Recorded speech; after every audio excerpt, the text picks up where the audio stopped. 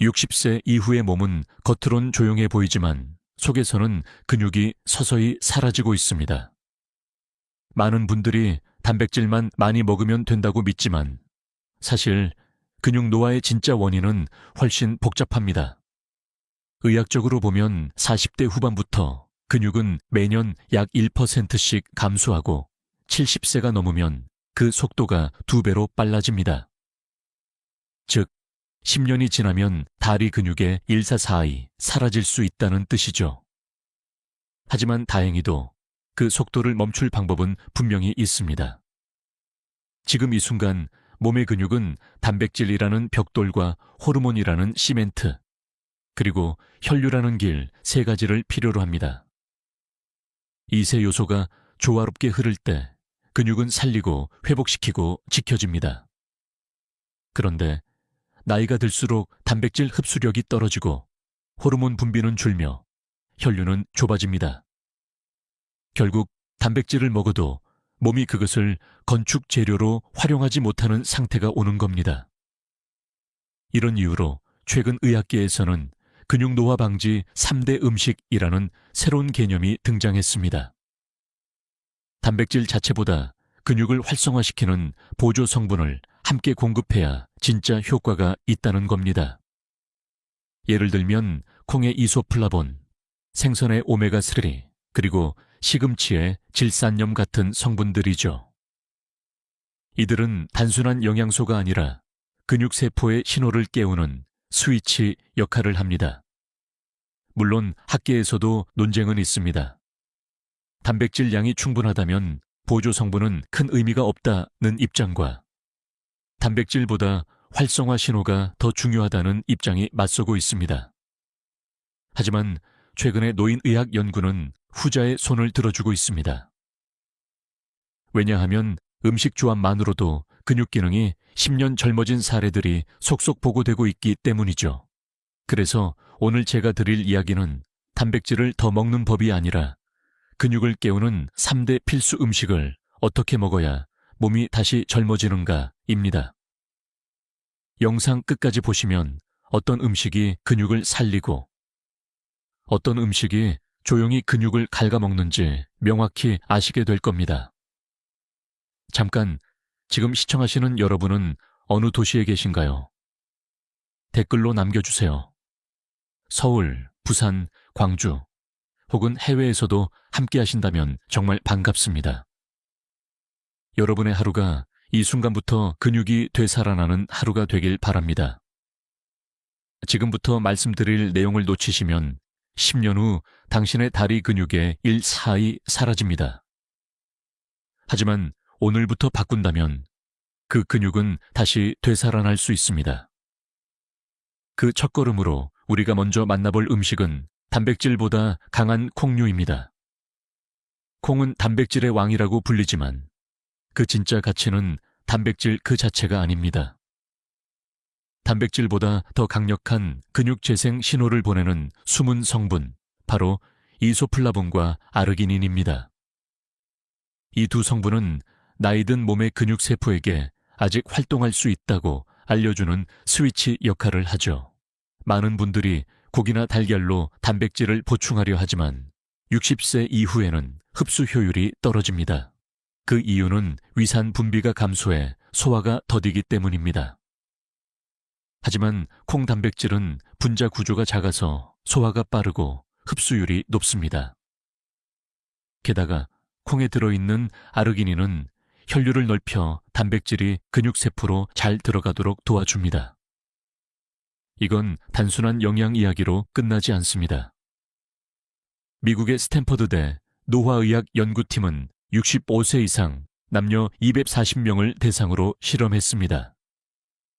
매일 삶은 콩 반 컵 약 80g을 12주 동안 섭취하게 했더니 근육량이 평균 4.8% 증가했습니다.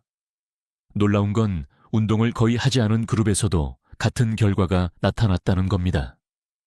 즉, 근육 운동 없이 근육을 살리는 음식이 실제로 존재한다는 증거입니다.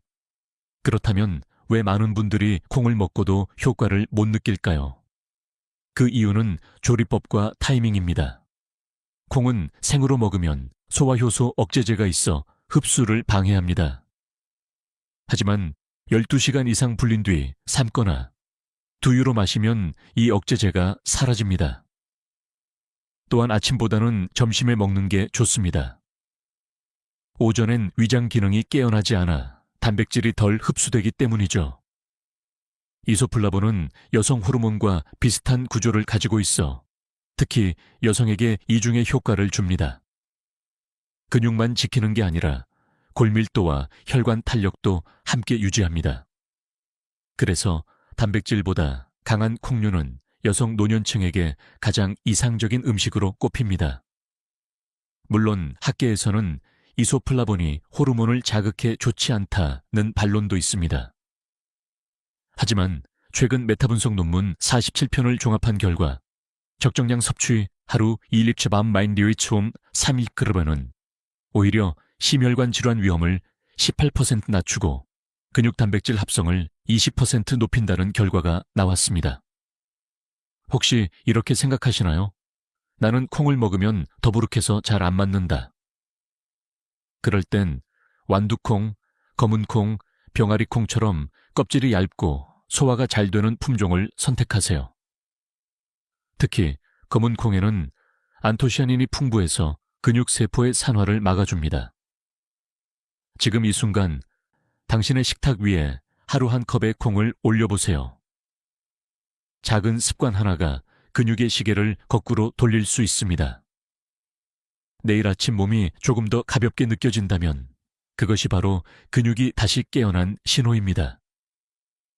고기를 많이 먹고도 많지 몇 크지 먹어도 근육이 늘지 않는 이유, 반대로 생선을 꾸준히 먹는 사람들의 근육이 오랫동안 단단하게 유지되는 이유는 무엇일까요? 답은 바로 오메가3 지방산입니다.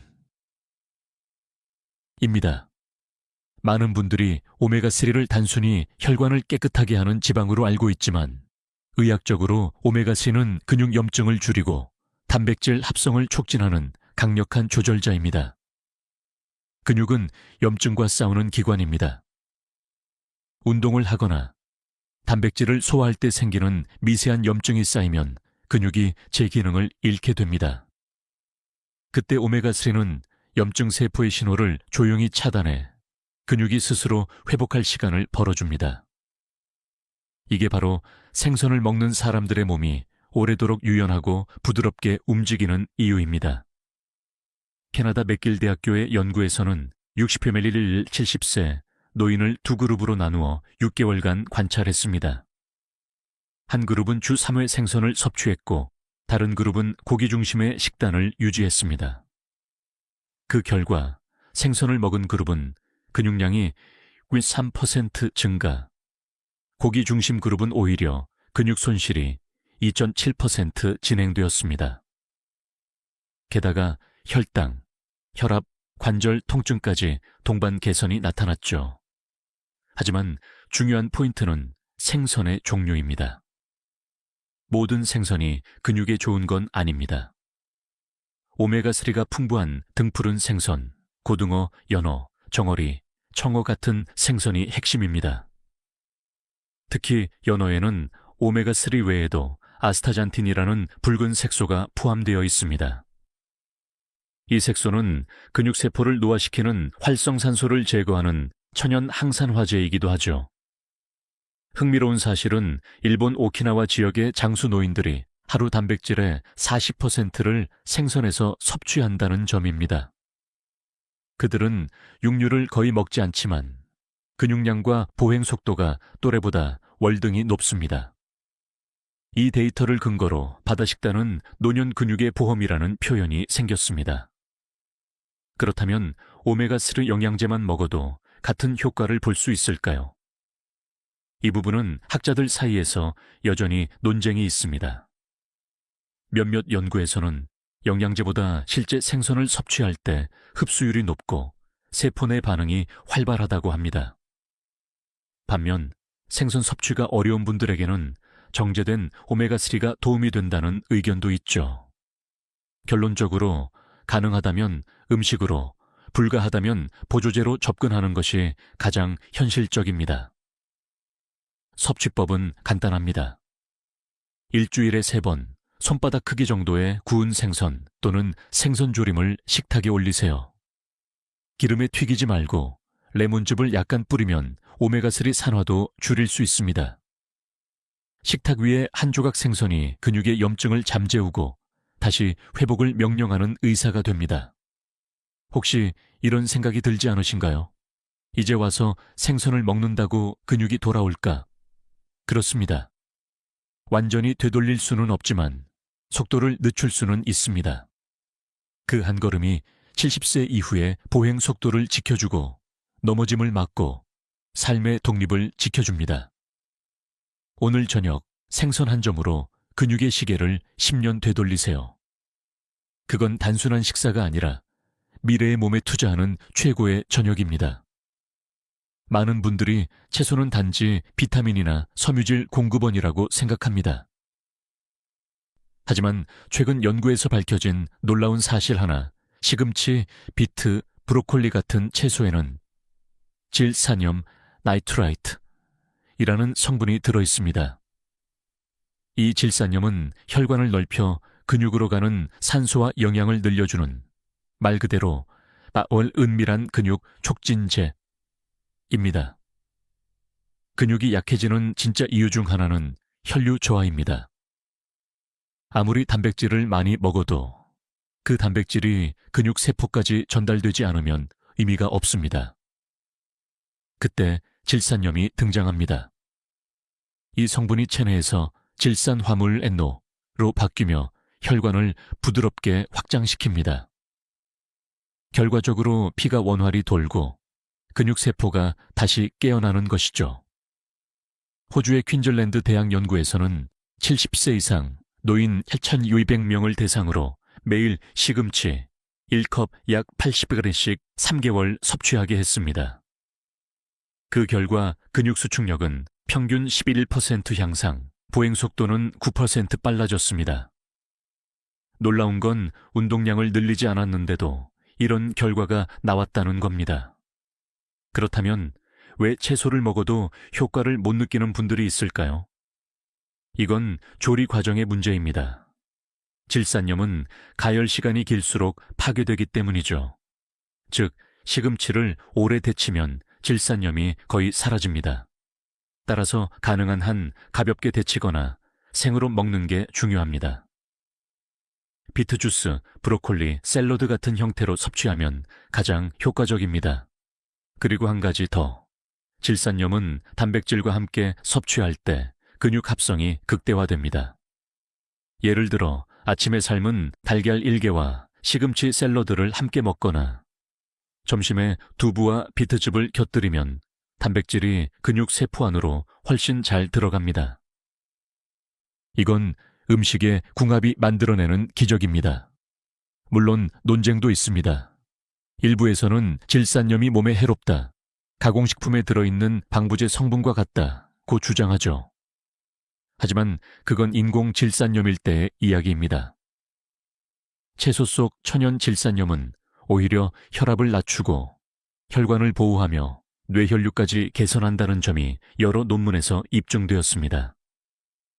실제로 덴마크 코펜하겐 대학의 연구진은 채소 속 질산염이 근육 단백질 합성 효율을 12% 이상 높인다는 결과를 발표했습니다. 즉, 단백질을 더 먹을수록 근육이 자라는 것이 아니라 단백질이 잘 흡수되는 환경을 만드는 것이 중요하다는 것이죠. 이쯤에서 잠깐 질문 하나 드리겠습니다. 혹시 매일 식탁에 초록색 채소가 있나요? 없다면 지금 바로 그 자리를 만들어야 합니다.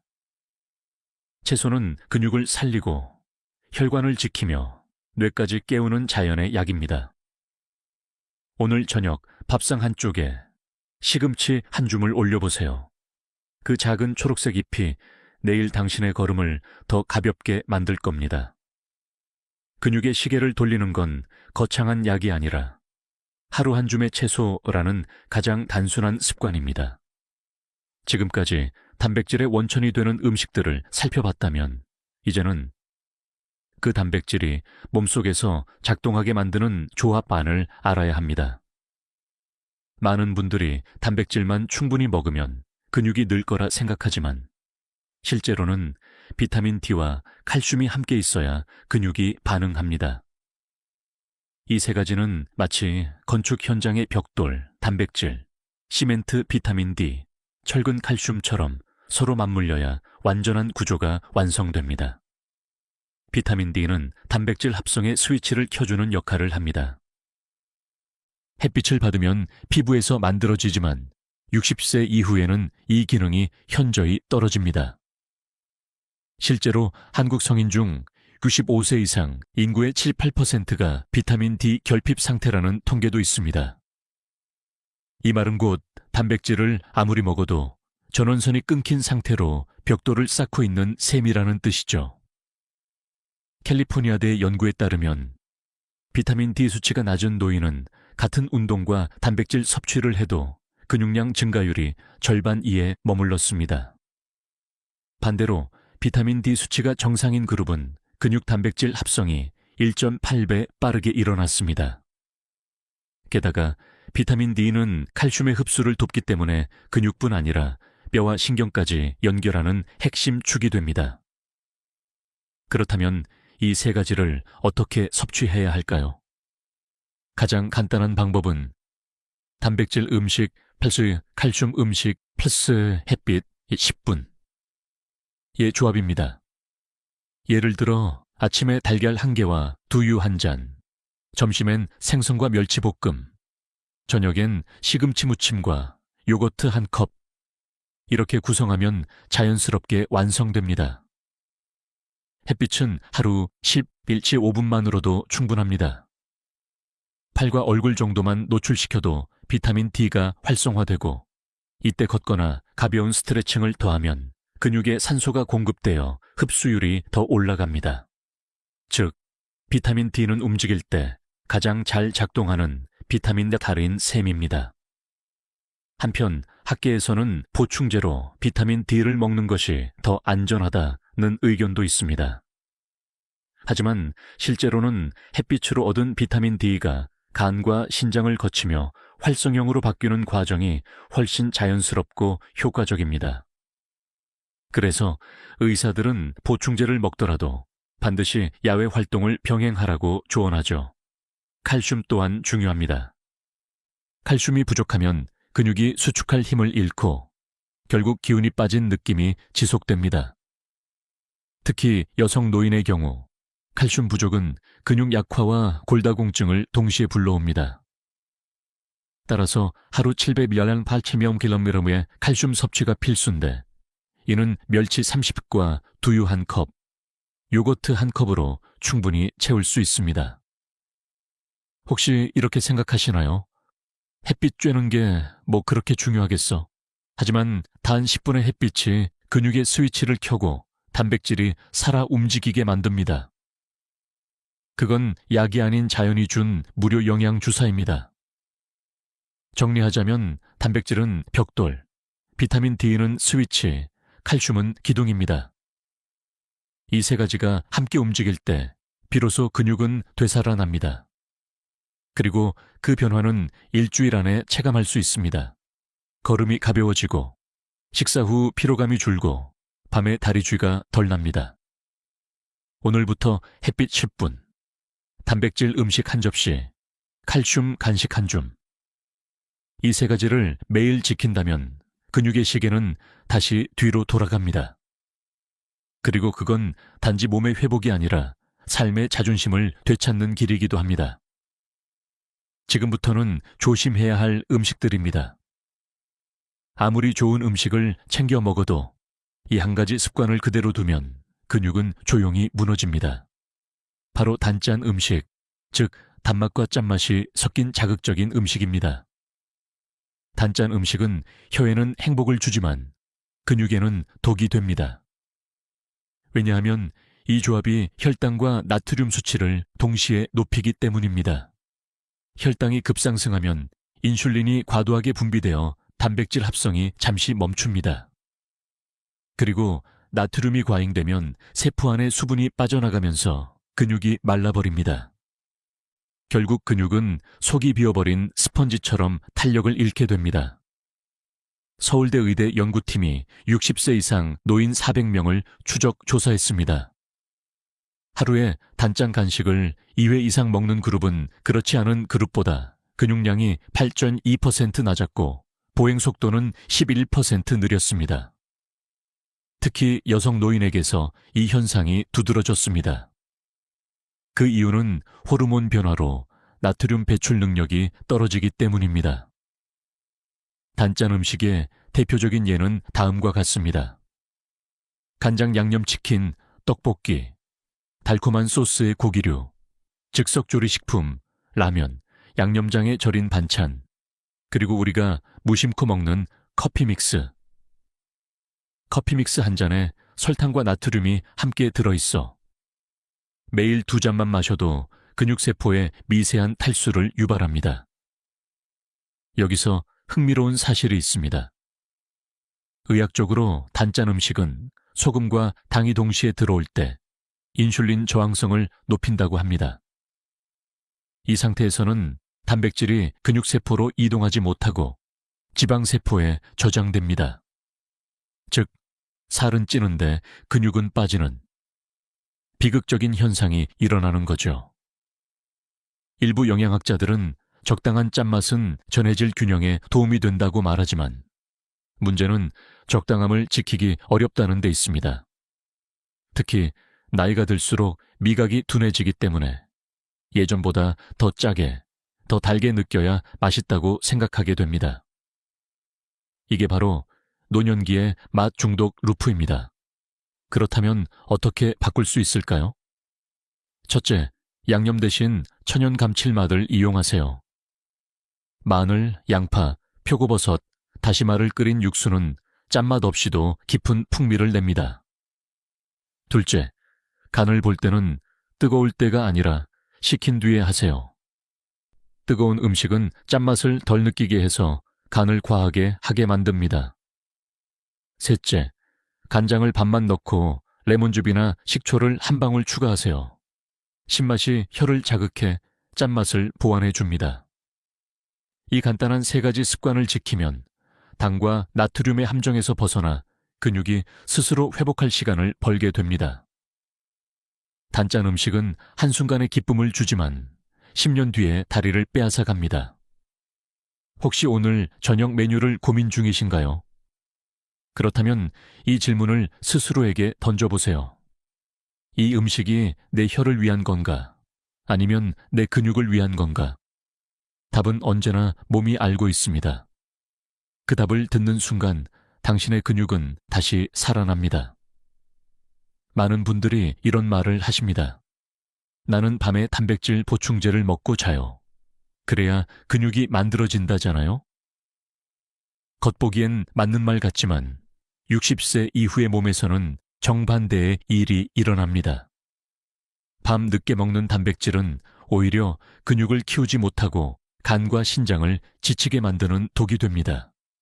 그 이유부터 알아볼까요? 우리 몸은 낮에는 합성 모드, 밤에는 정비 모드로 작동합니다.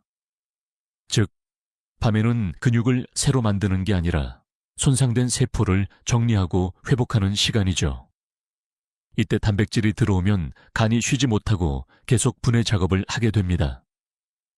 결과적으로 성장 호르몬이 방해받고 근육 합성률은 오히려 떨어집니다.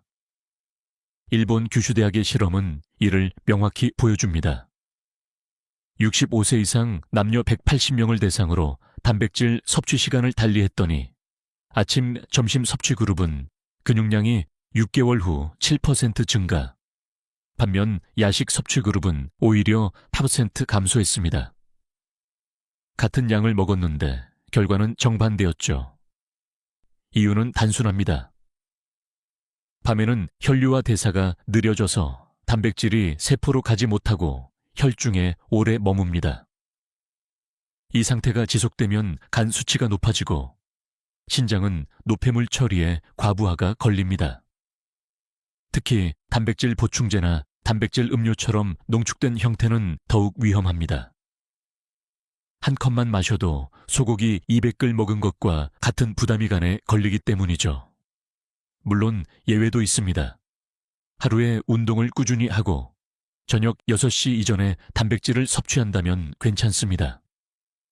하지만 대부분의 노년층은 활동량이 적고 식후 바로 잠드는 경우가 많습니다.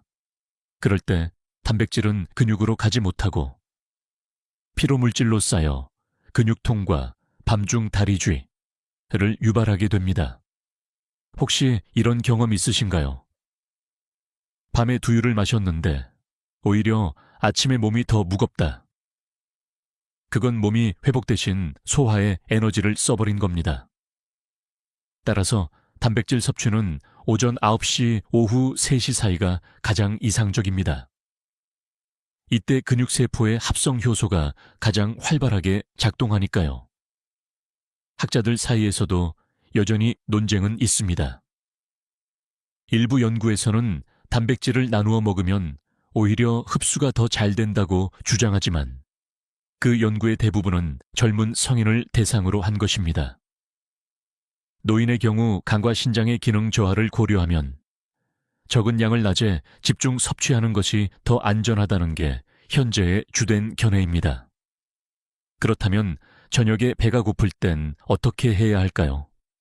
이럴 땐 탄수화물보다 가벼운 식물성 단백질을 추천드립니다.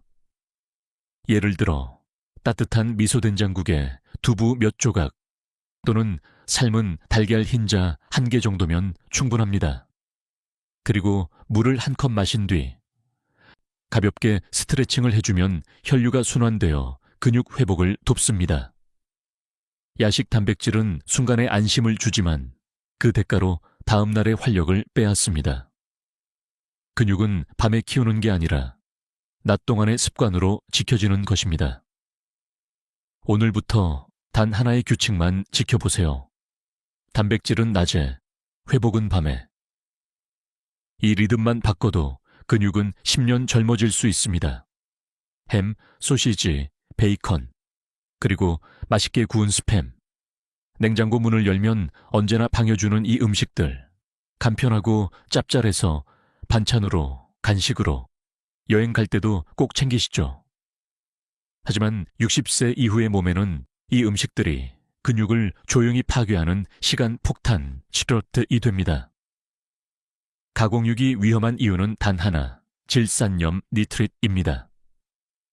이 물질은 고기의 색을 유지하고 부패를 막기 위해 넣는 방부제인데 몸속에 들어가면 단백질과 결합하여 니트로소 화합물로 변합니다.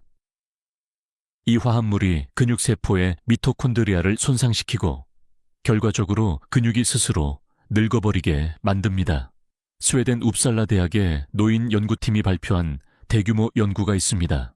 70세 이상 남녀 2,100명을 5년간 추적했더니 가공육을 주 4회 이상 섭취한 그룹은 그렇지 않은 그룹보다 근육량이 12% 더 빠르게 감소했고 보행 속도와 악력 손의 힘이 현저히 낮았습니다. 저 충격적인 건 단백질 섭취량은 충분했는데도 이런 결과가 나왔다는 점입니다. 즉, 단백질의 양이 아니라 단백질의 질 함대 문제인 겁니다. 가공육 속 단백질은 이미 구조가 변형되어 있고 염분과 방부제 때문에 흡수율이 떨어지며 염증을 유발합니다.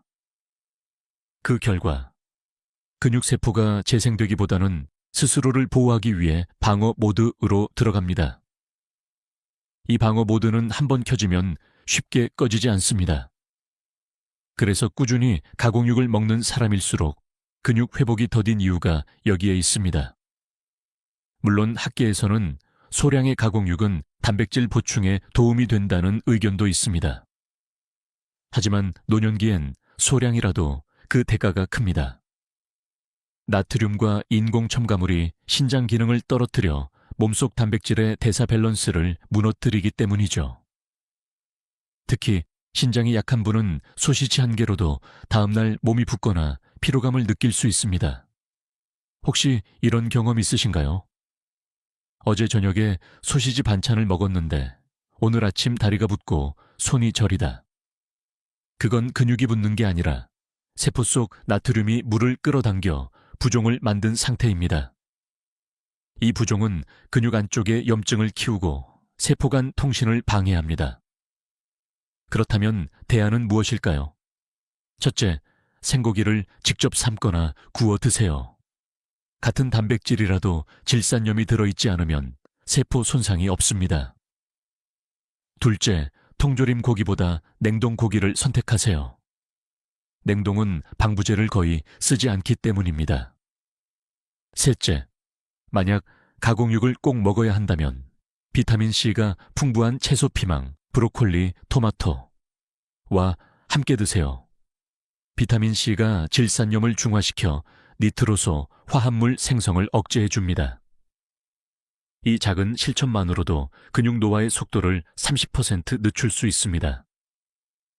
미국 영양학회 보고서에 따르면 가공육 섭취를 줄이고 생채소와 함께 먹는 습관만으로 근육 기능 저하의 위험이 절반으로 줄었다고 합니다. 맛있는 건 죄가 아니지만 몸에 남는 건 책임입니다. 오늘 냉장고 속 햄 대신 생선 한 조각을 꺼내보세요. 당신의 근육은 그 순간부터 다시 젊어지기 시작할 겁니다. 술 마신 다음 날은 단백질로 해장해야지. 이렇게 생각하신 적 있으신가요? 사실 이 말, 젊을 땐 어느 정도 맞았습니다. 하지만 60세 이후에는 완전히 반대입니다. 음주 후 단백질 섭취는 근육을 녹이는 가장 빠른 길이 됩니다. 그 이유는 간단합니다.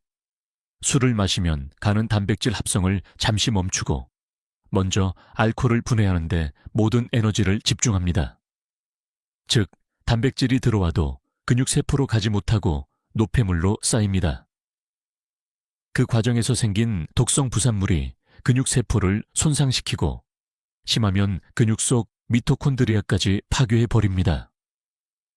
하버드 의대 임상실험 결과에 따르면 65세 이상 노인이 음주 후 24시간 이내에 고단백 식사를 할 경우 근육 단백질 분해율이 평균 31% 증가했습니다.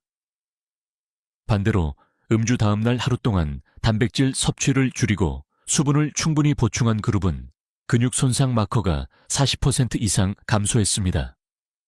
즉, 술 다음 날은 단백질보다 물과 전해질이 먼저라는 뜻입니다. 그런데 이걸 모르는 분들이 많습니다. 단백질로 해장하면 빨리 회복된다는 잘못된 믿음 때문이죠. 특히 술 다음 날 아침에 달걀, 고기, 단백질 음료를 섭취하면 간은 이미 과부하된 상태에서 또다시 단백질을 분해해야 하므로 결국 간 수치가 올라가고 피로감이 배로 늘어납니다. 게다가 알코올은 탈수를 일으킵니다. 물 한 잔으로도 해결되지 않는 이 탈수는 근육세포가 필요한 수분을 빼앗아 갑니다. 수분이 빠진 근육은 수축력이 약해지고 쉽게 피로해지며 결국 단백질이 들어와도 흡수가 제대로 이루어지지 않습니다. 여기서 흥미로운 논쟁이 하나 있습니다. 소량의 와인은 오히려 근육과 심장에 좋다는 말 들어보셨죠? 일부 연구에서는 적포도주에 들어있는 레스베라트롤이라는 성분이 항산화 작용을 해 근육세포 노화를 늦춘다고 주장합니다. 하지만 문제는 양입니다. 의학적으로 이 효과를 보려면 하루 와인 2병 분량의 레스베라트롤이 필요합니다. 현실적으로 불가능하죠. 결국 와인의 장점보다 알코올의 대사 스트레스가 훨씬 큽니다. 그렇다면 술자리가 유나보이드볼 할 때는 어떻게 해야 할까요? 첫째, 술을 마시기 전 단백질을 섭취하지 마세요. 식전에 단백질을 먹으면 알코올 분해 속도가 느려집니다. 둘째, 물 한 컵당 술 한 잔의 원칙을 지키세요. 셋째, 다음날 아침엔 단백질 대신 바나나나 미역국 같은 수분식으로 간을 쉬게 하세요. 그리고 최소 12시간 이후에 가벼운 단백질 식사를 시작하면 됩니다. 이 간단한 원칙만으로도 근육 손상을 절반으로 줄일 수 있습니다. 미국 노인의학 저널 제.안의 논문에 따르면 음주 다음 날 단백질 섭취를 늦추는 것만으로 근육 회복 속도가 1.7배 빨라졌다고 합니다. 혹시 이런 질문이 떠오르시나요? 평생 술을 좋아했는데 이제 다 끊어야 하나요? 꼭 그렇진 않습니다. 하지만 술을 줄이면 근육이 되살아난다는 사실만큼은 분명합니다. 그건 단지 몸이 아니라 의지의 근육을 단련하는 일이기도 합니다. 이제부터는 술이 아닌 물과 휴식이 근육의 친구입니다. 다음번에 술잔을 들기 전 이렇게 한번 물어보세요. 이 한 잔이 내 근육에 도움이 될까? 그 질문 하나가 당신의 몸을 지키는 최고의 예방약이 될 것입니다. 지금까지 근육을 망치는 음식들을 살펴봤습니다. 그렇다면 반대로 오랫동안 근육을 지켜온 사람들의 공통점은 무엇일까요? 놀랍게도 그 비밀은 값비싼 보충제나 특별한 운동이 아니라 아주 단순한 리듬과 꾸준함 속에 있습니다. 근육은 절대 하루아침에 만들어지지 않습니다. 하지만 하루하루의 리듬 속에서 조금씩 단단해집니다. 서울 아산병원의 노인의학센터 연구에 따르면 식사 시간과 단백질 섭취 시간을 일정하게 유지하는 그룹 안은 그렇지 않은 그룹보다 근육량 감소율이 35% 낮았습니다. 즉, 얼마나 먹느냐보다 언제, 얼마나 규칙적으로 먹느냐가 더 중요하다는 뜻입니다. 그들은 매일 비슷한 시간에 일어나고 식사 사이에 사흘 오후 시간의 간격을 유지하며 단백질을 오전과 오후에 나누어 섭취했습니다. 이 단순한 리듬이 근육의 시계 유전자 클럭진을 안정시켜 하루 중 근육 합성이 가장 활발한 시간대 오전 오후 3시에 맞춰 작동하게 합니다. 이건 단순히 식습관의 문제가 아닙니다. 근육은 시간의 생명체이기 때문입니다. 매일 일정한 시간에 단백질을 공급받으면 근육은 이때가 내 일할 시간이라 인식하고 단백질을 효율적으로 활용합니다. 반대로 매일 식사 시간이 들쑥날쑥하면 근육은 혼란스러워지고 단백질 합성 효소가 제대로 작동하지 않습니다. 이 원리를 일본 나가노 대학의 연구진이 확인했습니다. 65세 이상 노인 300명을 대상으로 식사 리듬 고정 그룹과 불규칙 식사 그룹을 비교했더니 6개월 후 고정 그룹은 근육 기능이 향상되었지만 불규칙 그룹은 체중은 그대로인데 근육만 빠졌습니다. 그 차이를 만든 건 단 하나, 소분미의 인식에 리듬이었습니다. 여기서 우리가 배울 점은 명확합니다. 일 아침 2시간 이내에 첫 단백질 식사를 시작할 것, 이 매일 같은 시간대 점심을 먹고 오후 간식으로 가벼운 단백질을 보충할 것, 3 저녁은 가볍게, 수면 3시간 전엔 아무것도 먹지 않을 것. 이 3가지만 지켜도 당신의 몸은 하루마다 근육을 리셋하며 회복합니다. 이 리듬은 단지 몸의 리듬이 아니라 마음의 리듬이기도 합니다. 식사 시간을 일정하게 만드는 사람은 스트레스 호르몬 코르티솔 수치도 낮습니다. 근육은 스트레스에 취약한 기관입니다. 마음이 안정될수록 근육의 회복도 빨라집니다. 즉, 규칙적인 식사는 근육의 명상이기도 한 셈입니다. 혹시 이제 와서 습관을 바꿀 수 있을까 걱정되시나요? 걱정하지 않으셔도 됩니다. 우리 뇌의 보상 시스템은 단 3주만 반복하면 새로운 리듬을 기억합니다. 그러니 오늘부터 딱 21일만 식사 시간을 정해두세요. 그건 단순한 식사 일정이 아니라 당신의 근육을 10년 젊게 만드는 생체 알람입니다. 근육은 규칙을 사랑합니다. 오늘의 리듬이 내일의 보행 속도를 결정하고 오늘의 습관이 다음 달의 건강을 결정합니다. 그러니 잊지 마세요. 근육은 무엇을 먹느냐보다 언제, 어떻게 먹느냐에 반응합니다. 하루의 리듬을 바로잡는 순간 당신의 몸은 이미 회복의 길로 들어섰습니다. 그건 의학이 아니라 자연의 법칙입니다. 이제 한 가지 이야기를 들려드리고 싶습니다. 70대 초반에 부부가 있었습니다. 남편은 은퇴 후 기력이 떨어지고 다리 힘이 약해져서 잠깐만 서 있어도 허리가 아프다고 했습니다. 아내는 하루 종일 식사를 챙기고 청소를 하면서도 무릎 통증 때문에 자주 쉬어야 했죠. 병원에서는 나이에 비해 근육이 너무 줄었다는 말을 들었고, 그때부터 두 사람은 마음을 다잡았습니다. 이 부부가 한 일은 단순했습니다. 근육을 살리는 3대 음식, 콩, 생선, 채소를 매일 꾸준히 먹는 것, 그리고 식사 시간을 일정하게 유지하는 것. 그 외에는 특별한 운동도, 비싼 보충제도 없었습니다. 첫 주는 별다른 변화를 느끼지 못했습니다. 오히려 밥상이 조금 심심하고 간이 약하다고 느꼈죠. 하지만 3주쯤 지나자 아침에 일어날 때 몸이 가벼워지고 손끝과 발끝이 따뜻해졌습니다. 남편은 식사 후 졸음이 덜해졌고 아내는 저녁에 다리 부기가 사라졌다고 했습니다. 한 달 후 부부는 자연스럽게 산책 시간을 늘렸습니다. 그리고 3달째 되는 날, 병원에서 근육량을 측정하자 놀라운 결과가 나왔습니다. 남편의 허벅지 근육량이 8%, 아내는 6% 증가했습니다. 혈압도 안정되고 체지방이 줄면서 얼굴빛이 밝아졌습니다. 무엇보다 부부는 이렇게 말했습니다. 이제 아침에 일어나면 몸이 움직이려는 의지가 생겨요. 전에는 그냥 눕고 싶었는데 지금은 걷고 싶어요. 이건 단순한 숫자의 변화가 아닙니다. 기운이 돌아온 겁니다. 노년기의 근육은 단지 몸을 지탱하는 도구가 아니라 삶의 에너지 그 자체입니다. 근육이 회복되면 마음이 먼저 변합니다. 움직이고 싶어지고 웃음이 늘고 하루가 길어집니다. 이건 누구에게나 가능한 기적입니다. 학문적으로 보면 근육이 늘어나면서 인슐린 감수성이 높아지고 피로를 유발하는 젖산이 덜 쌓입니다. 즉, 몸의 대사가 젊어지는 것입니다. 하버드 의대의 논문에서도 근육량이 5%만 증가해도 삶의 질 지수가 20% 향상된다고 보고했습니다.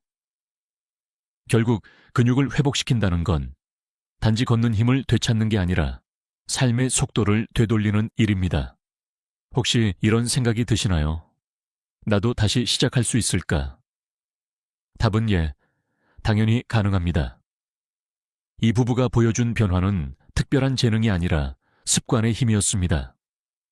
콩 한 컵, 생선 한 조각, 채소 한 접시. 그 작은 반복이 근육의 시계를 거꾸로 돌린 겁니다. 몸은 기억합니다. 한번 회복의 방향을 잡으면 스스로 그 길을 따라갑니다. 그리고 어느 날 문득 깨닫게 됩니다. 예전보다 계단이 덜 힘들다. 아침이 조금 더 상쾌하다. 그 순간 당신은 이미 젊어진 것입니다. 근육은 나이를 따지지 않습니다. 다만 꾸준함을 기억합니다. 그리고 그 꾸준함이 당신의 몸을, 마음을, 인생을 다시 빛나게 만듭니다. 지금까지 긴 여정을 함께 해주셔서 감사합니다. 이제 마무리하면서 한 가지 메시지를 전하고 싶습니다. 근육은 단지 몸의 일부가 아닙니다.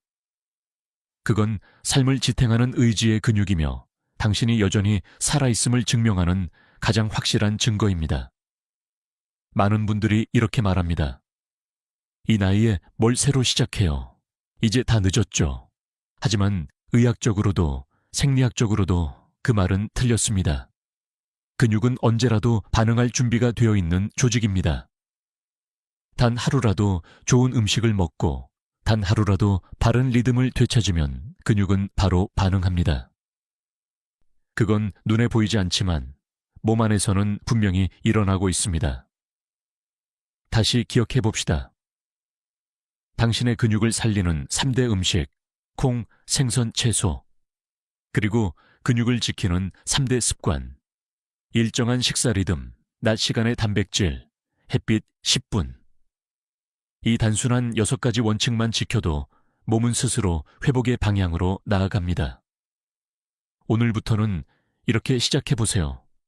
아침엔 두유 한 잔, 점심엔 생선 한 조각, 저녁엔 시금치 무침 한 접시.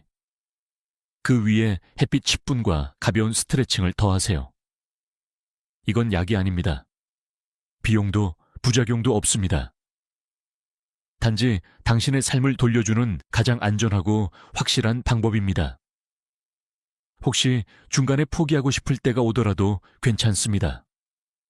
그럴 때는 오늘 들은 이야기를 잠시 떠올려 보세요. 몸은 당신의 선택을 기억합니다. 단 한 번의 실천이 근육의 시계를 되돌리는 첫 단추가 됩니다. 자, 이제 영상의 마지막입니다.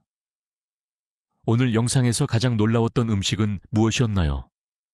댓글로 남겨주세요. 그 한 줄의 댓글이 또 다른 누군가에게 희망의 불씨가 될 수 있습니다.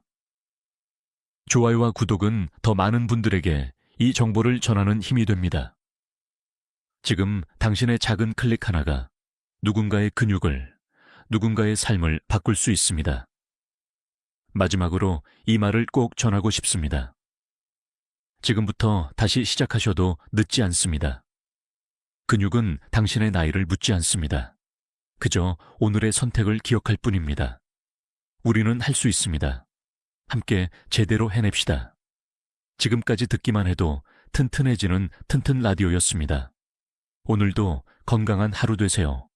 60세 이상이라면 오늘 드릴 이야기를 절대 놓치지 마시길 바랍니다. 많은 분들이 혈관 건강을 지키려면 비싼 건강식품이나 병원 치료가 필요하다고 믿습니다. 하지만 사실은 정반대입니다. 단돈 10,000원 그렇습니다. 10,000원으로도 여러분의 혈관을 깨끗이 청소할 수 있는 방법이 있습니다.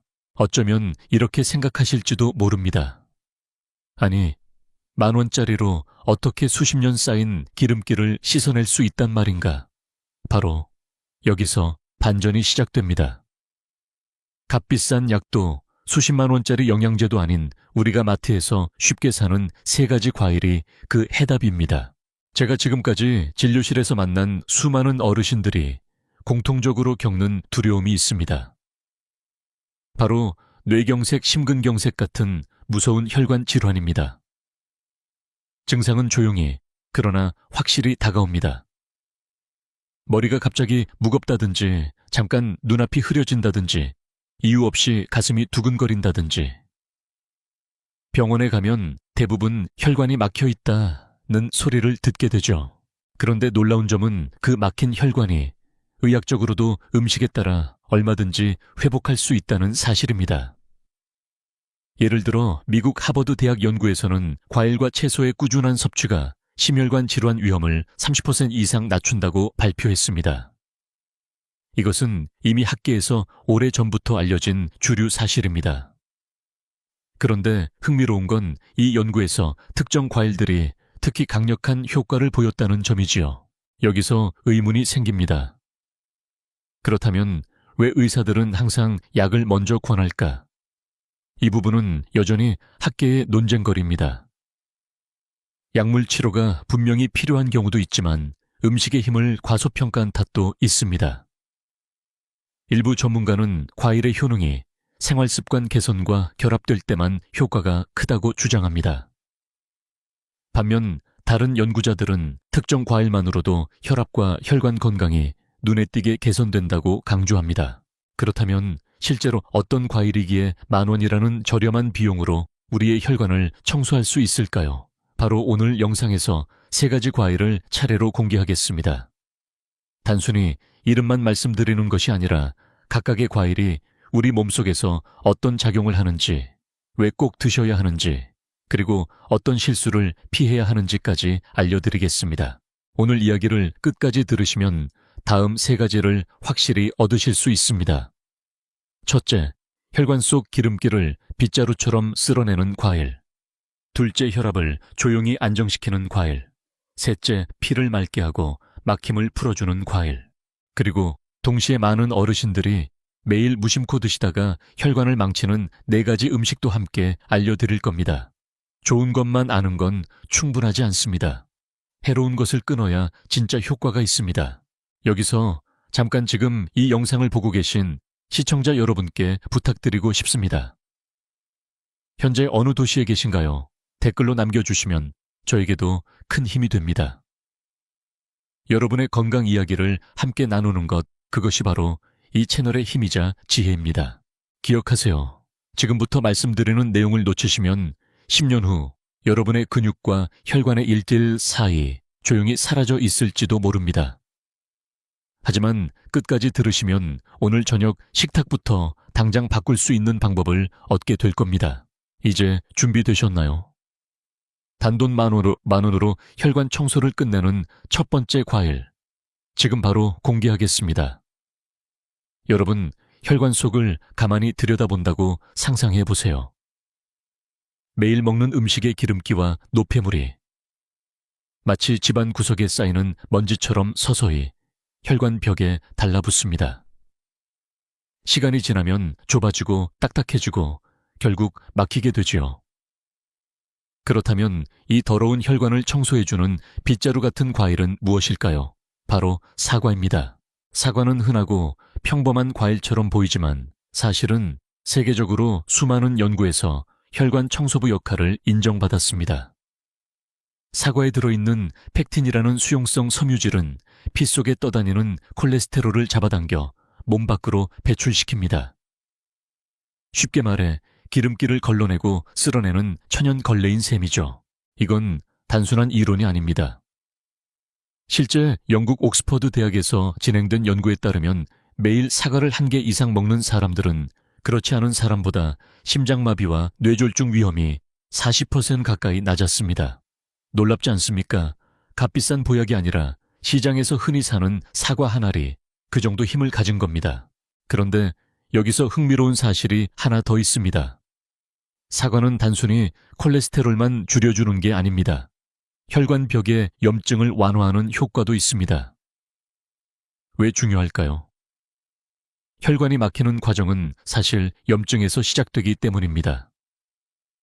작은 상처, 미세한 염증이 쌓이면서 기름때가 붙고 딱지가 굳고 결국 좁아지는 것이죠. 사과 속의 폴리페놀은 이 염증을 조용히 가라앉히며 혈관의 노화를 늦춰줍니다. 물론 반론도 있습니다. 일부 학자들은 사과만으로는 큰 효과를 기대하기 어렵다. 식단 전체가 바뀌어야 한다고 주장합니다. 일리가 있습니다. 그러나 또 다른 학자들은 작은 습관 하나가 장기적으로 큰 변화를 만든다고 반박하지요. 여러분은 어떻게 생각하시나요? 작은 변화가 큰 차이를 만든다는 사실, 직접 경험해 보시면 답을 알게 되실 겁니다. 그리고 어르신들께서 종종 물어보십니다. 사과를 먹는 방법에 차이가 있습니까?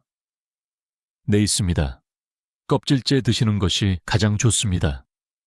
껍질에 펙틴과 항산화 물질이 집중되어 있기 때문이지요.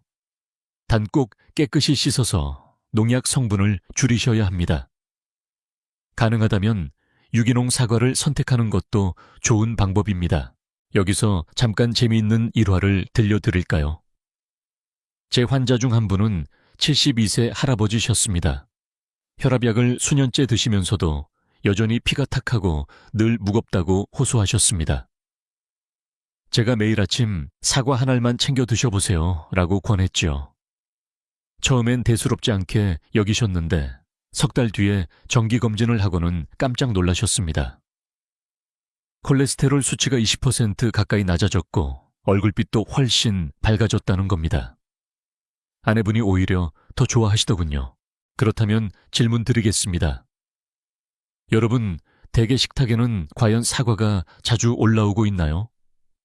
아니면 여전히 빵이나 달달한 간식이 그 자리를 차지하고 있나요? 작은 선택이지만 그 차이가 10년 뒤의 혈관을 결정합니다. 사과는 혈관을 빗자루처럼 청소하고 기름때를 긁어내며 노화를 늦추는 천연의 선물입니다. 가격도 부담 없고 어디서든 쉽게 구할 수 있습니다. 단돈 10,000원으로 몇 날 며칠을 혈관 청소할 수 있는 셈이지요. 여러분의 몸은 스스로 회복할 힘을 가지고 있습니다. 필요한 건 단지 올바른 재료와 꾸준한 실천뿐입니다. 오늘 저녁 장을 보실 때 사과를 꼭 장바구니에 담아보시길 권합니다. 그것이 바로 혈관 건강의 첫걸음이니까요. 이제 첫 번째 과일, 사과의 이야기를 들으셨습니다. 다음은 두 번째 과일 혈압을 조용히 잠재우고 심장을 편안하게 하는 또 하나의 선물을 소개해 드리겠습니다. 첫 번째 과일 사과가 혈관의 빗자루라면 두 번째 과일은 마치 혈압을 조용히 다독여주는 자장가와 같습니다. 이 과일은 바로 바나나입니다. 여러분, 혈압이 높다는 건 단순히 숫자가 올라간 문제가 아닙니다. 그 숫자 하나가 우리의 뇌와 심장 신장을 끊임없이 위협하고 있다는 신호입니다. 그런데 바나나는 이 위험을 부드럽게 누그러뜨리는 힘을 가지고 있습니다. 비밀은 바나나 속 칼륨에 있습니다. 칼륨은 우리 몸속에 과도한 나트륨을 몸 밖으로 배출하는 역할을 합니다. 나트륨이 많으면 혈관이 수축하고 혈압이 오릅니다.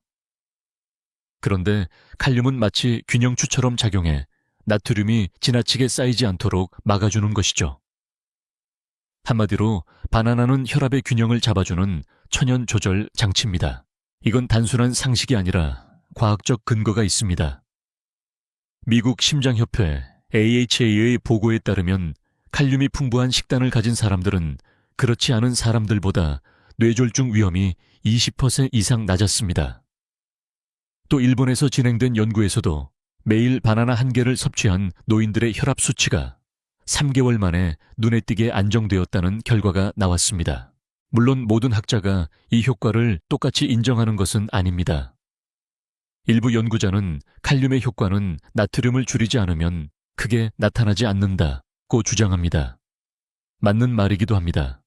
짜게 먹는 습관을 그대로 유지하면서 바나나만 먹는다고 혈압이 기적처럼 내려가진 않겠지요. 그러나 또 다른 연구자들은 소금 섭취를 완전히 줄이기 힘든 노인들에게 바나나는 현실적인 해법이라고 강조합니다. 저 역시 진료 현장에서 그런 사례를 수없이 보았습니다. 예를 들어 68세 여성 환자분 한 분은 늘 혈압이 불안정했습니다. 약을 복용하면서도 오후만 되면 머리가 띵하고 어지럽다고 하셨죠. 제가 권한 건 거창한 처방이 아니었습니다. 아침 식사 대신 혹은 간식으로 하루 한 개의 바나나를 챙기라는 것이었죠. 석 달 뒤 그분은 활짝 웃으며 말씀하셨습니다. 선생님, 요즘은 머리가 한결 맑아요. 약도 더 줄였어요. 아드님도 좋아하시더군요. 그런데 바나나의 장점은 칼륨만이 아닙니다. 바나나는 소화가 잘 되고 기운이 없을 때 빠른 에너지를 줍니다.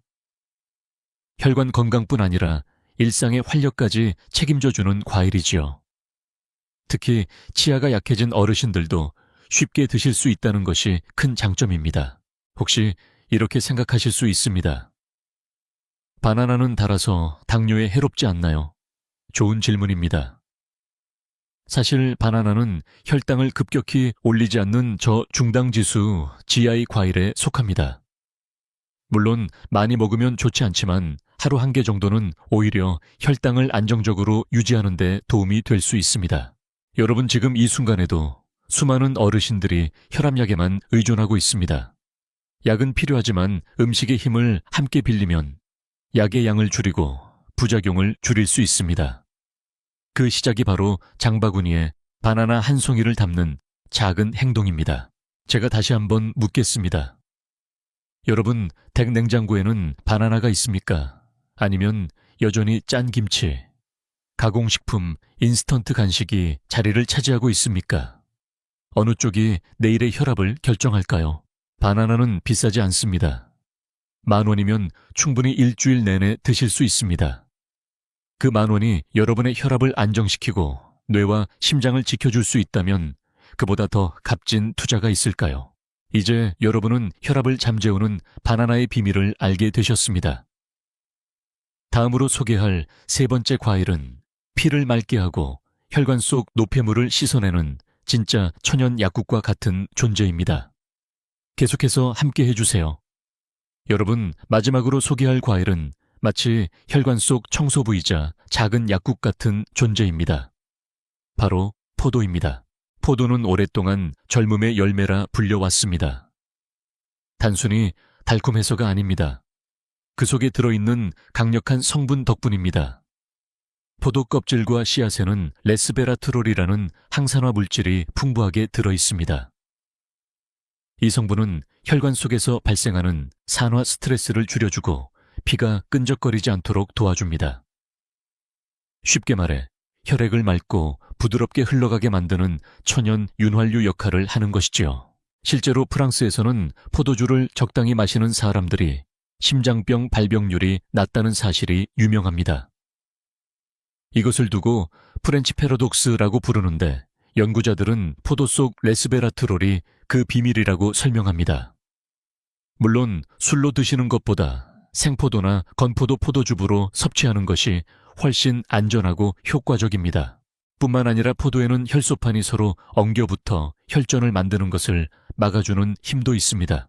뇌졸중이나 심근경색은 대부분 피덩어리가 혈관을 막으면서 발생하는데 포도는 이 위험을 조용히 줄여줍니다. 미국 국립보건원 NIH의 보고에 따르면 포도를 꾸준히 섭취한 사람들은 혈전 위험이 25% 이상 감소했다고 합니다. 그런데 여기에도 논쟁은 있습니다. 일부 학자들은 포도의 효과는 레스베라트롤의 양이 충분히 많을 때만 나타난다고 주장합니다. 포도 몇 알로는 부족하다는 것이죠. 반면 또 다른 학자들은 적은 양이라도 꾸준히 먹으면 혈관 건강에 장기적인 도움이 된다고 말합니다. 여러분은 어느 쪽에 더 공감하시나요?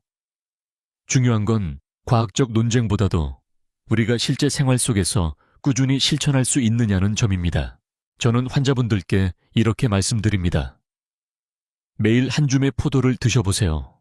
그 작은 습관이 혈관을 젊게 만듭니다. 실제로 75세 여성 환자 한 분은 늘 손발이 차고 쉽게 피곤해 하셨습니다. 제가 아침 간식으로 포도 한 줌을 권했는데 석 달 뒤 다시 뵈었을 때 표정이 달라져 있었습니다. 선생님, 요즘은 다리에 힘이 좀 생긴 것 같아요. 산책이 즐거워졌어요. 라며 웃으셨지요. 포도의 또 다른 강점은 편리함입니다. 껍질째 먹어도 되고 주스로 갈아도 되고 건포도로 보관해 두었다가 조금씩 즐길 수도 있습니다. 이처럼 다양한 방식으로 쉽게 접할 수 있다는 건 어르신들에게 큰 장점입니다. 치아가 약하신 분들은 씨 없는 포도를 선택하셔도 좋습니다. 혹시 이런 의문도 생기실 수 있습니다. 포도가 달아서 혈당에 부담되지 않을까요? 사실 포도의 당분은 과일 속 천연당으로 섬유질과 함께 들어있기 때문에 흡수가 빠르지 않습니다. 물론 당뇨가 있으신 분이라면 과량 섭취는 피해야 합니다. 그러나 하루 한 줌 정도는 오히려 피를 맑게 하고 에너지를 주는 건강한 간식이 됩니다.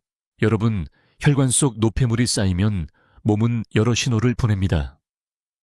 아침에 일어나면 머리가 무겁다, 다리에 힘이 없다, 가끔씩 가슴이 답답하다. 이런 작은 신호들이 바로 혈관이 도움을 필요로 한다는 뜻입니다.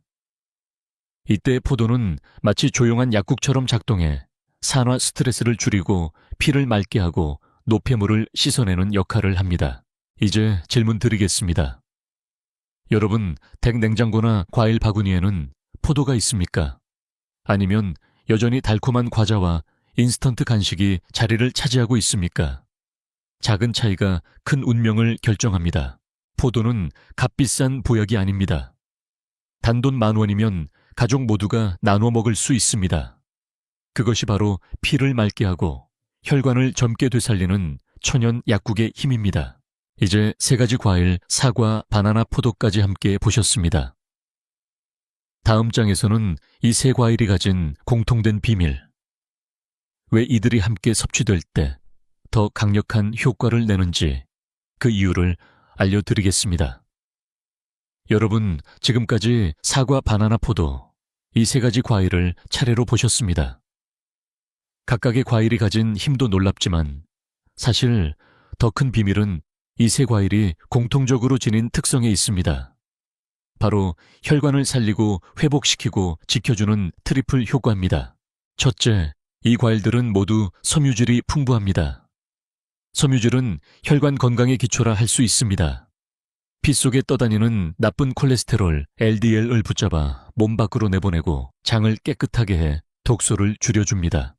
쉽게 말해 섬유질은 몸속의 쓰레기 봉투이자 청소기 같은 존재입니다. 사과의 펙틴, 바나나의 식이섬유 포도의 껍질과 씨앗 속 섬유질 모두 같은 원리로 작동합니다. 둘째, 이 과일들은 항산화 물질을 가득 품고 있습니다. 우리의 혈관이 늙는 주된 이유는 산화 스트레스, 즉 녹슬어가는 과정 때문입니다. 사과의 폴리페놀, 바나나의 도파민, 전구체 포도의 레스베라트롤은 모두 혈관벽을 공격하는 활성산소를 막아줍니다. 한마디로 혈관의 녹을 방지하는 방청제인 셈입니다. 셋째, 이 과일들은 가격이 저렴하고 쉽게 구할 수 있다는 공통점이 있습니다. 건강식품이라고 하면 흔히 수십만 원짜리 영양제를 떠올리지만 이 과일들은 시장이나 마트에서 단돈 10,000원으로도 넉넉히 구할 수 있습니다. 바로 여기서 어르신들께 드리고 싶은 메시지가 있습니다. 건강은 거창하고 비싼 곳에 있지 않다는 사실입니다. 오히려 가장 가까운 과일 바구니 속에 있다는 것이죠. 그렇다면 학계는 이 세 과일의 공통 효과에 대해 어떻게 보고 있을까요? 일부 학자들은 혈관 건강은 결국 종합적인 식단이 좌우한다고 말합니다. 즉, 과일 하나하나보다 전체 식습관이 중요하다는 주장이지요. 그러나 또 다른 연구자들은 특정 과일이 가진 기능성 성분이 독립적으로 큰 효과를 낸다고 강조합니다. 실제로 하버드 의대에서는 사과, 바나나, 포도를 모두 포함한 식단을 가진 그룹이 뇌졸중 발병률이 유의미하게 낮았다는 데이터를 발표하기도 했습니다. 이쯤에서 한 가지 이야기를 들려드리겠습니다. 제 환자 중 70대 부부가 계셨습니다. 남편은 혈압이 높고 아내는 콜레스테롤이 문제였지요. 두 분 모두 약을 드시면서도 늘 불안해하셨습니다. 제가 권한 건 단순했습니다. 매일 아침 사과 점심 간식으로, 바나나 저녁 식사 후 포도 몇 알을 챙기라는 것이었죠. 반년 뒤 두 분의 검사 결과가 동시에 좋아졌습니다. 혈압과 콜레스테롤 수치가 안정되었고 무엇보다 표정이 한결 밝아졌습니다. 선생님, 이젠 매일 과일 먹는 시간이 우리 부부의 약속 같은 시간이 됐어요. 라며 웃으시던 모습이 아직도 기억에 남습니다. 여기서 제가 여러분께 드리고 싶은 질문이 있습니다. 여러분은 지금 어떤 선택을 하고 계신가요? 여전히 값비싼 건강식품만 찾으시나요? 아니면 가까운 과일 가게에서 단돈 10,000원으로 혈관을 청소할 준비를 하고 계신가요? 사과, 바나나, 포도, 이 세 과일은 단순히 각각의 기능을 넘어 함께 섭취될 때 더 큰 시너지 효과를 냅니다. 섬유질이 기름기를 쓸어내고 칼륨이 혈압을 조절하며 레스베라트롤이 피를 맑게 하는 것. 이 세 가지가 동시에 작용하면 혈관은 마치 새 집처럼 환하게 청소됩니다. 여러분의 혈관은 결코 늦지 않았습니다. 몸은 스스로 회복할 힘을 가지고 있고 필요한 건 단지 올바른 재료와 작은 습관의 변화일 뿐입니다. 사과 한 알, 바나나 한 개, 포도 한 줌. 단돈 10,000원으로 시작할 수 있는 혈관 청소 루틴, 오늘 바로 실천해 보시기 바랍니다. 이제 좋은 이야기는 여기까지입니다. 다음부터는 조금 무거운 경고를 드려야 할 시간입니다. 왜냐하면 혈관을 망치는 나쁜 음식들이 있기 때문입니다. 우리가 매일 무심코 먹는 그 음식들이 어떻게 혈관을 조용히 파괴하는지 지금부터 알려드리겠습니다. 여러분, 이제는 조금 무거운 이야기를 드려야겠습니다. 앞에서 좋은 과일들을 말씀드렸지요. 그런데 아무리 좋은 음식을 먹더라도 나쁜 음식을 계속 드신다면 효과는 반감됩니다. 심지어 상황을 더 악화시킬 수도 있습니다. 그 첫 번째 경고 대상은 바로 가공육입니다. 소시지, 햄, 베이컨. 냉장고에 늘 들어있는 이 음식들 편하고 맛있지만 사실은 혈관 속 기름 폭탄입니다. 왜냐하면 이들 가공육에는 포화지방과 트랜스지방, 그리고 각종 첨가물이 가득 들어있기 때문입니다. 포화지방은 혈관벽에 기름때처럼 달라붙어 혈관을 좁히고 트랜스지방은 혈관의 탄력을 잃게 만듭니다. 거기에 방부제, 발색제 같은 첨가물이 혈관을 자극해 염증을 일으키지요. 세계보건기구 WHO는 이미 수년 전부터 가공육을 발암 가능성이 높은 음식군으로 분류했습니다. 단순히 암의 위험뿐 아니라 심혈관 질환의 위험을 높이는 강력한 요인이라는 뜻입니다. 실제로 유럽에서 50만 명을 대상으로 한 연구에서 가공육을 많이 먹는 사람은 심장질환 사망률이 현저히 높다는 결과가 나왔습니다. 그럼에도 불구하고 여전히 많은 어르신들이 아침 식사 대용으로 햄과 빵을 드시곤 합니다. 맛은 좋고 준비는 간단하지만 그 대가는 너무 큽니다. 제가 진료했던 한 65세 남성 환자분도 그랬습니다. 선생님, 저는 고기도 많이 안 먹습니다. 아침에 그냥 햄 몇 조각이랑 빵만 먹어요. 하지만 검사 결과는 충격적이었습니다. 콜레스테롤 수치가 정상 범위를 훨씬 넘어 있었고 혈관 초음파에서는 이미 동맥경화가 진행 중이었습니다. 물론 여기에도 학계의 논쟁은 있습니다.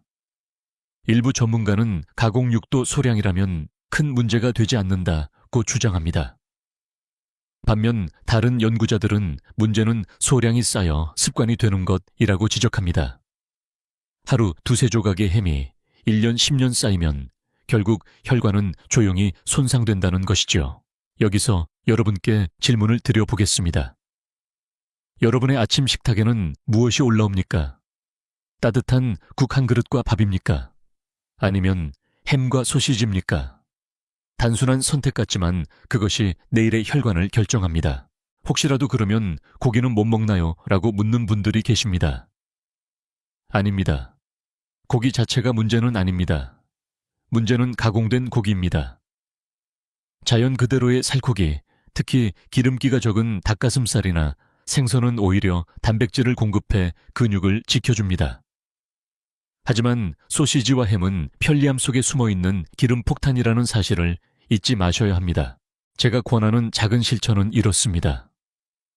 냉장고에 들어있는 가공육의 양을 절반으로 줄여보세요. 그리고 대신 사과 한 알, 바나나 한 개를 넣어두세요. 선택지가 바뀌면 습관이 바뀌고 습관이 바뀌면 혈관이 달라집니다. 혈관은 한순간에 막히지 않습니다. 작은 기름기, 작은 염증이 쌓여 어느 날 갑자기 큰 사건으로 터지는 것입니다. 뇌졸중, 심근경색 같은 질환은 예고 없이 찾아옵니다. 하지만 그 원인은 대부분 우리가 매일 선택하는 음식에 숨어 있습니다. 여러분, 단돈 10,000원으로 혈관을 청소할 수 있다고 말씀드렸습니다. 그러나 동시에 단돈 몇천 원짜리 햄과 소시지가 혈관을 막는 폭탄이 될 수도 있습니다. 무엇을 선택하시겠습니까? 지금 이 순간부터라도 혈관을 망치는 가공육을 멀리 하시길 바랍니다. 그것이 바로 여러분과 가족의 10년 뒤 건강을 지키는 첫걸음입니다. 이제 첫 번째 나쁜 음식을 보셨습니다. 다음으로는 많은 어르신들이 좋아하시지만 사실은 혈관의 독인 달콤한 음식의 함정에 대해 말씀드리겠습니다. 여러분, 단맛은 언제나 우리 마음을 끌어당깁니다. 힘들 때, 기운이 없을 때 단 한 조각의 케이크나 한 잔의 달콤한 음료가 순간적으로 기분을 올려주지요. 하지만 이 달콤함이야말로 혈관 건강에 가장 교묘한 적이라는 사실을 아셔야 합니다. 혈관을 위협하는 가장 큰 요인 중 하나가 바로 과도한 설탕입니다. 설탕이 몸에 들어오면 혈당이 급격히 오르고 인슐린이 폭발적으로 분비됩니다. 이 과정이 반복되면 혈관벽은 점점 손상되고 기름기가 달라붙기 쉬운 상태가 됩니다. 쉽게 말해 설탕은 혈관을 끈적끈적한 도로로 만들어 기름때가 잘 붙도록 돕는 조력자 역할을 하는 것이죠. 세계보건기구 WHO는 하루 설탕 섭취량을 전체 칼로리의 5% 이하로 제한할 것을 권장합니다. 하지만 현실은 어떻습니까? 커피 믹스, 음료수, 빵, 과자, 심지어 우리가 건강식이라고 믿는 요거트에도 엄청난 양의 설탕이 들어 있습니다. 실제로 미국 하버드 대학의 장기 연구에 따르면 하루에 단 음료를 한 잔 이상 마시는 사람들은 심장질환 위험이 20% 이상 높아졌습니다. 한국에서도 비슷한 연구가 진행되었는데 단 음료를 즐겨 마시는 중장년층은 고혈압과 비만 당뇨 위험이 훨씬 컸습니다. 여기서 학계의 논쟁도 있습니다. 일부 전문가들은 설탕 자체보다도 총 칼로리 섭취가 더 문제다라고 주장합니다. 하지만 다른 연구자들은 설탕의 특수한 대사 과정이 혈관 손상을 가속화한다고 말합니다. 어느 쪽이든 분명한 건 지나친 단맛이 우리 혈관을 해친다는 사실입니다. 저는 종종 환자분들께 이렇게 묻습니다. 커피는 어떻게 드세요? 대부분 믹스커피요. 하루에 2~3잔 정도요. 라고 대답하십니다. 믹스커피 한 봉지에는 설탕이 5~7개나 들어 있습니다. 하루 3잔이면 이미 WHO 권장량을 훌쩍 넘겨버린 셈이죠. 실제로 70세 여성 환자 한 분은 피곤할 때마다 믹스커피와 과자를 드셨습니다. 그런데 혈당은 점점 불안정해지고 혈압까지 높아졌습니다.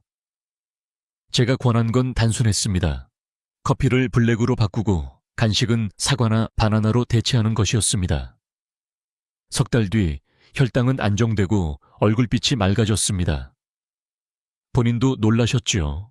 여기서 중요한 건 설탕은 눈에 보이는 것만이 아니라는 점입니다. 우리가 먹는 대부분의 가공식품에는 숨어있는 설탕, 즉 숨은 당분이 가득합니다. 케첩 소스, 심지어 김치에도 설탕이 들어가 있습니다. 그래서 어르신들이 나는 단 걸 안 먹는데 왜 혈당이 높지 하고 놀라시는 경우가 많습니다. 여러분, 단맛은 순간의 위로가 될 수 있습니다. 그러나 그 대가는 너무 큽니다. 혈관을 망가뜨리고 당뇨를 불러오고 결국 심장과 뇌를 위협합니다. 여기서 잠깐 스스로에게 물어보시길 바랍니다. 나는 오늘 하루 얼마나 많은 단맛을 먹었을까? 빵, 음료, 간식까지 합치면 생각보다 훨씬 많을 수 있습니다. 제가 권하는 방법은 아주 간단합니다. 단맛을 완전히 끊으라는 게 아닙니다. 대신 천연의 단맛으로 바꿔보라는 겁니다. 사과, 포도배 같은 과일에는 천연 당분과 함께 섬유질이 들어있어 혈당을 서서히 올려줍니다. 즉, 몸에 무리가 가지 않지요. 단맛의 함정은 교묘하고 달콤합니다. 그러나 우리가 지혜롭게 선택하면 그 함정에서 빠져나올 수 있습니다. 오늘부터 커피 믹스 대신 블랙커피 과자 대신 과일을 택해 보십시오. 그 작은 선택이 혈관을 지키는 큰 힘이 될 것입니다. 이제 두 번째 나쁜 음식을 보셨습니다. 다음은 소금기 많은 음식, 즉 염분이 우리 혈관을 어떻게 조용히 망가뜨리는지 말씀드리겠습니다. 여러분, 이제는 달콤한 유혹을 넘어서 또 다른 함정을 이야기해야 합니다. 바로 소금입니다. 염분은 음식의 맛을 살려주고 식탁을 풍성하게 합니다. 하지만 그 뒤에 숨어있는 칼날은 생각보다 날카롭습니다. 소금이 몸에 들어오면 우리 혈액 속 나트륨 농도가 높아집니다. 나트륨이 많아지면 몸은 균형을 맞추기 위해 물을 더 끌어들입니다. 그 결과 혈액의 양이 늘어나고 혈관벽에는 더 큰 압력이 가해집니다. 이것이 바로 고혈압의 근본 원리입니다. 즉, 소금은 혈관을 보이지 않게 조여오는 칼날 같은 존재인 것이죠. 세계보건기구 WHO는 하루 나트륨 섭취를 2기 이하로 권장합니다. 하지만 한국인의 평균 섭취량은 이보다 훨씬 많습니다. 김치, 된장국, 젓갈, 라면 등 소금기가 많은 음식이 우리의 밥상에 너무 흔하기 때문입니다. 어르신들이 나는 짜게 안 먹는데 라고 말씀하셔도 실제 검사해보면 나트륨 수치가 높게 나오는 경우가 많습니다. 왜냐하면 숨은 소금이 너무 많기 때문이지요. 실제로 한 연구에서는 하루 소금 섭취를 절반으로 줄인 사람들의 혈압이 단 4주 만에 눈에 띄게 낮아졌다고 보고했습니다. 또한 뇌졸중 위험도 20% 이상 줄었습니다. 학계의 일부에서는 소금이 꼭 그렇게 해롭지만은 않다 개인차가 있다는 주장도 있습니다. 그러나 다수의 의학 연구는 염분 과다가 혈관을 망가뜨린다는 점을 분명히 보여주고 있습니다. 저는 환자분들께 이렇게 권합니다. 음식의 간을 줄이는 것만으로도 약을 줄일 수 있습니다. 실제로 72세 여성 환자분은 몇 끼니마다 된장국을 즐겨 드셨습니다. 그분은 늘 혈압이 불안정했고 두통에 시달렸습니다. 제가 권한 건 국을 반 그릇으로 줄이고 국물보다는 건더기 위주로 드시라는 것이었습니다. 단 2달 만에 혈압이 눈에 띄게 내려가고 두통도 사라졌습니다. 아드님이 엄마 얼굴이 한결 편안해졌어요 라고 말씀하시더군요. 염분의 가장 교묘한 점은 숨은 칼날이라는 것입니다. 우리가 짜다고 느끼지 못해도 이미 많은 나트륨이 들어간 경우가 많습니다.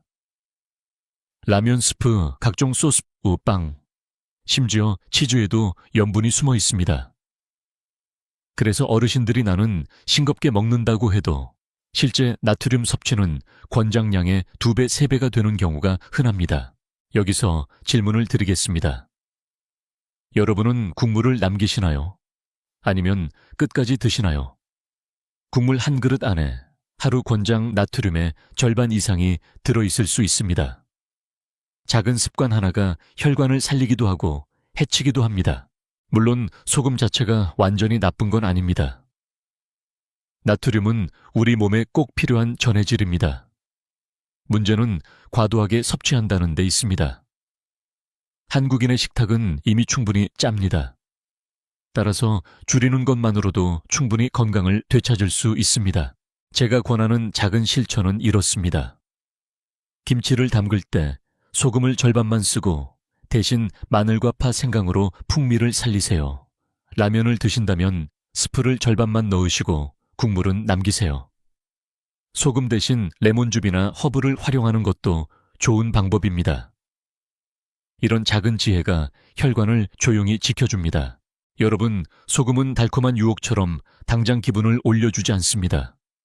하지만 그 조용한 칼날은 매일 혈관을 베고 있습니다. 고혈압, 신부전, 뇌졸중의 그림자는 대부분 여기서 시작됩니다. 지금 이 순간부터라도 숨어있는 염분을 찾아내고 줄여보시기 바랍니다. 그 선택이 바로 내일의 혈관을 지키는 길입니다. 이제 3번째, 나쁜 음식까지 보셨습니다. 다음은 겉보기엔 건강식처럼 보이지만 사실은 혈관을 속이는 교묘한 가짜 건강식품에 대해 말씀드리겠습니다. 여러분, 이번에 말씀드릴 음식은 조금 교묘합니다. 우리가 흔히 몸에 좋다라고 믿고 먹는 것들이 사실은 혈관에 적일 수 있다는 점입니다. 이름하여 가짜 건강식품입니다. 대표적인 예가 무가당이라고 표시된 주스입니다. 마트에서 쉽게 볼 수 있는 과일 주스 100% 과일이라는 문구가 붙어 있으면 안심하죠. 하지만 이 주스들 대부분은 실제로는 과일의 섬유질이 빠지고 당분만 남은 상태입니다. 마치 설탕물에 비타민 몇 방울을 떨어뜨린 것과 다름이 없습니다. 혈당을 급격히 올리고 혈관벽을 손상시키는 원인이 됩니다. 또 다른 예는 시리얼입니다. 고섬유질 저지방이라고 광고하지만 실제 성분표를 보면 설탕이 듬뿍 들어있는 경우가 많습니다. 한 그릇을 먹는 순간 하루 권장 설탕 섭취량을 절반 이상 채우는 경우도 있습니다. 그뿐 아니라 가공 과정에서 영양소가 파괴되고 화학 첨가물이 들어가면서 혈관을 자극합니다. 심지어 일부 건강 보조제도 문제입니다. 혈관 청소, 콜레스테롤 잡는 영양제라는 광고에 혹해 드시는 경우가 많습니다. 그러나 과학적 근거가 부족하거나 오히려 간과 신장에 부담을 주는 성분이 들어있는 경우도 있습니다. 약이 아닌데 약처럼 믿고 장기간 섭취하면 오히려 몸을 해칠 수 있습니다. 여기에 대해 학계의 시각도 엇갈립니다. 일부 전문가들은 적당한 주스와 시리얼은 문제없다고 주장합니다. 그러나 다수의 연구자들은 자연 그대로의 음식과 가공된 음식은 전혀 다르다고 강조합니다. 실제로 미국 하버드대 연구에서도 과일을 그대로 먹은 그룹은 심혈관 질환 위험이 줄었지만 주스를 마신 그룹은 오히려 위험이 높아졌다는 결과가 나왔습니다. 진료실에서 자주 듣는 이야기 중 하나가 이렇습니다. 선생님, 저는 과일 주스를 매일 마셔요. 건강에 좋다고 해서요. 그런데 혈압은 여전히 높고 혈당도 불안정합니다. 제가 권하는 건 단순했습니다. 주스 대신 사과나 포도를 그대로 드시라는 것이었죠. 불과 2달 만에 수치가 안정되면서 이제야 진짜 과일 맛을 알겠어요 라고 말씀하시던 환자분이 계십니다. 여기서 질문 하나 드리겠습니다. 여러분, 백식탁에 올라오는 음식은 진짜 자연식인가요? 아니면 포장지와 광고가 붙은 가짜 건강식품인가요? 여러분, 진짜 건강식은 포장지에 화려한 문구가 붙어 있지 않습니다.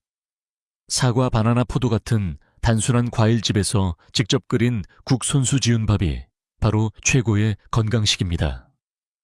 반면에 화려한 색깔, 달콤한 맛, 간편함을 내세운 가짜 건강식품은 혈관을 조용히 해칩니다. 제가 권하는 실천은 아주 간단합니다. 장을 볼 때 성분표를 꼭 확인해 보세요. 설탕, 나트륨 첨가물이 길게 나열되어 있다면 피하시길 권합니다. 대신 껍질째 먹을 수 있는 과일, 최소한의 가공만 거친 통곡물 직접 만든 반찬을 선택하세요. 여러분의 혈관은 진짜와 가짜를 구분할 줄 모릅니다. 단지 들어온 것을 받아들이고 그 결과를 몸으로 보여줄 뿐입니다. 그러니 우리가 지혜롭게 구분해야 합니다. 이제 여러분은 혈관을 해치는 4가지 나쁜 음식을 보셨습니다. 가공육 단맛의 함정 염분의 칼날, 그리고 가짜 건강식품. 다음 장에서는 이렇게 나쁜 음식을 멀리하고 좋은 과일을 가까이 했을 때 우리 몸이 어떻게 변화하는지 그 놀라운 변화를 들려드리겠습니다. 여러분, 지금까지 좋은 음식, 사과, 바나나, 포도과 나쁜 음식, 가공육, 단맛, 염분, 가짜 건강식품을 살펴보셨습니다. 그렇다면 실제로 혈관 청소에 성공했을 때 우리 몸은 어떤 변화를 보여줄까요? 첫 번째 변화는 기운이 되살아난다는 점입니다. 혈관이 막히면 산소와 영양분이 구석구석 전달되지 못합니다. 그래서 늘 피곤하고 아침에 일어나도 개운하지 않지요. 그런데 혈관이 깨끗해지면 마치 막힌 수도관이 뚫린 듯 피가 시원하게 흐릅니다. 결과적으로 머리가 맑아지고 다리에 힘이 생기며 일상생활이 한결 가벼워집니다. 두 번째 변화는 혈압과 혈당이 안정된다는 점입니다. 실제로 제가 진료했던 70대 남성 환자 한 분은 가공육과 단 음료를 끊고 매일 사과와 바나나를 챙기셨습니다. 석 달 뒤 혈압은 20 이상 내려갔고 혈당도 안정되었습니다. 약을 줄일 수 있었고 본인은 약 대신 과일을 먹는 게 더 마음이 편하다고 하셨습니다. 세 번째 변화는 외모와 표정이 달라진다는 점입니다. 혈액이 맑아지면 피부가 밝아지고 얼굴빛이 살아납니다. 실제로 환자분들 중 많은 분들이 사람들이 얼굴 좋아졌다고 한다고 말씀하십니다.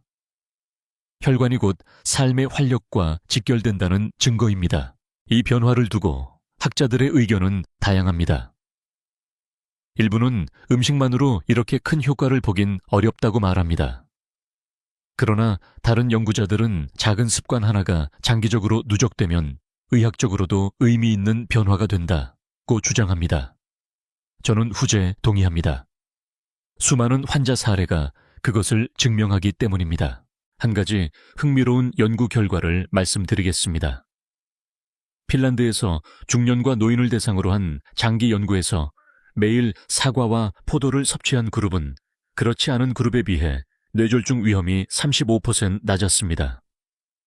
또 일본에서 진행된 바나나 연구에서는 매일 1개 이상 먹은 사람들이 그렇지 않은 사람보다 혈압 수치가 안정적으로 유지되었습니다.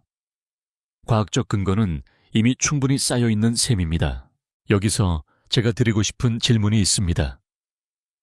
여러분은 언제 마지막으로 몸이 가볍다고 느끼셨나요? 아침에 눈을 떴을 때 피곤하지 않고 계단을 오를 때 숨이 덜 차고 거울 속 얼굴이 환하게 빛나던 순간이 기억나시나요? 그 변화는 멀리 있지 않습니다. 혈관 청소가 바로 그 시작입니다. 또 하나의 중요한 변화는 자신감이 돌아온다는 점입니다. 혈관 건강은 단순히 숫자의 문제가 아니라 삶의 질과 직결됩니다. 몸이 가벼워지면 하고 싶은 일을 할 수 있고 손주들과 놀아줄 힘도 생깁니다. 나는 아직 할 수 있다는 자신감은 그 어떤 약으로도 얻을 수 없는 선물입니다. 마지막으로 꼭 기억하시길 바랍니다. 혈관 청소는 하루아침에 끝나는 일이 아닙니다. 그러나 단돈 10,000원 사과와 바나나 포도라는 작은 실천으로 시작할 수 있습니다. 그리고 그 선택은 반드시 변화를 불러옵니다. 여러분, 혈관이 맑아지면 몸이 바뀌고 표정이 달라지고 삶이 다시 빛나기 시작합니다. 이것이 바로 혈관 청소 후에 찾아오는 가장 큰 선물입니다. 이제 다음 장에서는 나쁜 음식을 끊고 좋은 음식을 더했을 때 우리 몸이 구체적으로 보내는 신호와 그 차이를 비교해 드리겠습니다. 여러분, 우리가 먹는 음식은 단순히 배를 채우는 수단이 아닙니다. 매일의 선택이 곧 우리 몸의 언어가 됩니다. 나쁜 음식을 끊고 좋은 음식을 더했을 때 우리 몸은 어떤 신호를 보낼까요? 그 변화는 놀랍도록 분명합니다. 첫 번째 신호는 몸이 가벼워진다는 것입니다. 가공육, 단 음식, 과도한 염분은 몸을 무겁게 하고 혈액을 끈적이게 만듭니다. 반면 사과, 바나나, 포도 같은 과일은 피를 맑게 하고 소화를 돕습니다. 실제로 한 달만 실천해도 아침에 눈을 떴을 때 몸이 한결 가볍다는 느낌을 받는 분들이 많습니다. 두 번째 신호는 숨이 덜 차오른다는 것입니다. 혈관이 막히면 계단 몇 층만 올라가도 숨이 가빠집니다. 하지만 혈관이 깨끗해지고 피가 원활하게 흐르면 호흡이 편안해집니다. 실제로 68세 남성 환자분은 예전엔 시장을 한 바퀴만 돌아도 숨이 차서 쉬어야 했는데 요즘은 두세 바퀴를 걸어도 괜찮다고 말씀하셨습니다. 세 번째 신호는 머리가 맑아진다는 것입니다. 혈관이 깨끗해지면 뇌로 가는 혈류가 개선됩니다. 집중력이 높아지고 기억력이 또렷해집니다. 반대로 나쁜 음식을 계속 먹으면 머리가 무겁고 자꾸 깜빡하게 되죠. 많은 연구에서 지중해식 식단처럼 과일과 채소 통곡물을 많이 먹는 사람들은 치매 발병률이 낮다는 결과가 나왔습니다. 네 번째 신호는 혈압과 혈당의 안정입니다. 바나나의 칼륨은 나트륨을 배출하고 사과의 펙틴은 콜레스테롤을 낮추며 포도의 레스베라트롤은 혈관을 맑게 합니다. 반대로 단 음료와 가짜 건강식품은 혈당을 요동치게 만들고 가공육과 염분은 혈압을 흔듭니다. 결국 나쁜 음식을 끊고 좋은 음식을 더할 때 몸은 수치로도 분명히 반응합니다. 여기에 대해 학계의 논쟁도 있습니다. 일부 학자들은 식단만으로는 효과가 제한적이다. 운동, 수면, 스트레스 관리가 함께 이루어져야 한다고 강조합니다. 그러나 또 다른 학자들은 식단이야말로 가장 강력하고 근본적인 변화라고 말합니다. 저는 환자들을 보며 후자의 힘을 수없이 확인했습니다. 음식만 바꿔도 몸은 놀라울 정도로 회복력을 보여줍니다. 흥미로운 사례를 하나 들려드리겠습니다. 74세 여성 환자분은 늘 피곤하고 무릎 통증 때문에 활동이 불편했습니다. 아침에는 믹스커피, 점심에는 햄 샌드위치, 저녁에는 라면이 많았죠. 제가 권한 건 단순했습니다. 믹스커피 대신 블랙커피, 햄 대신 삶은 달걀과 사과, 라면 대신 채소를 넣은 흔 밥과 국. 석 달 후 그분은 놀라운 변화를 경험했습니다. 무릎이 덜 아프고 힘이 생겨서 아침마다 동네 한 바퀴를 돌고 있어요. 아들이 옆에서 엄마, 요즘 얼굴빛이 너무 좋아졌어요 라고 말씀하시더군요. 여러분, 몸은 결코 거짓말을 하지 않습니다. 좋은 것을 주면 좋은 신호를 보내고 나쁜 것을 주면 경고음을 울립니다. 중요한 건 그 신호를 귀담아 듣고 지혜롭게 응답하는 것입니다. 여기서 제가 여러분께 질문 하나 드리겠습니다. 여러분의 몸은 지금 어떤 신호를 보내고 있나요? 늘 피곤하다면 혈관이 답답하다는 뜻일 수 있습니다. 머리가 무겁다면 뇌가 더 맑은 피를 원한다는 뜻일 수 있습니다. 그 신호를 외면하지 마시길 바랍니다. 이제 곧 마지막 장으로 넘어갑니다. 지금까지 들으신 내용을 정리하며 우리가 어떤 선택을 해야 할지 다시 마음에 새기는 시간을 갖겠습니다. 그리고 마지막으로 오늘부터 당장 실천할 수 있는 작은 루틴을 알려드리겠습니다. 여러분, 이제 우리가 걸어온 여정을 정리할 시간입니다. 오늘 저는 3가지 좋은 과일, 4가지 나쁜 음식, 그리고 몸이 보내는 신호와 변화를 말씀드렸습니다. 그런데 이 모든 내용은 단순한 지식으로만 머물러서는 아무 소용이 없습니다. 중요한 건 지금 바로 실천하는 것입니다. 먼저 기억해 두셔야 할 건 아주 간단합니다. 좋은 음식 3가지 사과, 바나나, 포도. 나쁜 음식 4가지 가공육, 단 음식, 염분 과다, 음식 가짜, 건강식품. 이 2가지 목록을 머릿속에 새겨두고 매일의 식탁에서 선택하시면 됩니다. 그 선택이 쌓이면 혈관은 분명히 달라집니다. 제가 권하는 작은 루틴을 소개해 드리겠습니다. 아침 사과 한 알, 껍질째 드시면 더 좋습니다. 점심밥과 함께 바나나 1개를 간식으로 챙기세요. 저녁 식사 후 포도 한 줌으로 마무리하세요. 이렇게 하면 하루 3번 단돈 10,000원으로 혈관을 맑게 하는 루틴이 완성됩니다. 복잡하지 않습니다. 누구나 할 수 있고 어디서든 실천할 수 있습니다. 물론 나쁜 음식을 완전히 끊는 건 쉽지 않습니다. 오랫동안 이어온 습관이기 때문입니다. 그래서 저는 환자분들께 이렇게 말씀드립니다.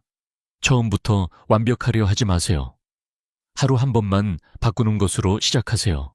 예를 들어 아침 햄과 빵 대신 사과와 삶은 달걀, 믹스커피 대신 블랙커피, 라면 국물은 반만. 이런 작은 변화들이 쌓이면 큰 변화를 만듭니다. 여러분의 몸은 이미 준비되어 있습니다. 필요한 건 결심과 첫걸음뿐입니다. 혈관은 다시 살아날 수 있습니다. 늦지 않았습니다. 지금부터라도 시작하면 됩니다. 여러분께 꼭 드리고 싶은 메시지가 있습니다. 여러분은 혼자가 아닙니다. 이 채널을 함께 보고 계신 수많은 어르신들이 같은 길을 걷고 있습니다. 댓글에 남겨주신 경험 하나하나가 서로에게 큰 힘이 됩니다. 그러니 부끄러워하지 마시고 오늘 들으신 내용 중 가장 놀라웠던 점을 댓글로 남겨주세요. 또 이 영상이 도움이 되셨다면 좋아요와 구독을 눌러주시길 부탁드립니다. 그것은 단순한 버튼 클릭이 아니라 더 많은 분들에게 이 지혜가 전해지도록 돕는 강력한 힘이 됩니다. 마지막으로 저는 이렇게 말씀드리고 싶습니다. 건강은 먼 곳에 있지 않습니다.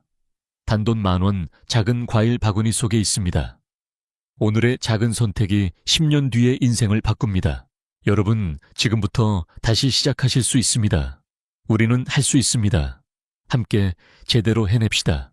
지금까지 듣기만 해도 튼튼해지는 튼튼 라디오였습니다.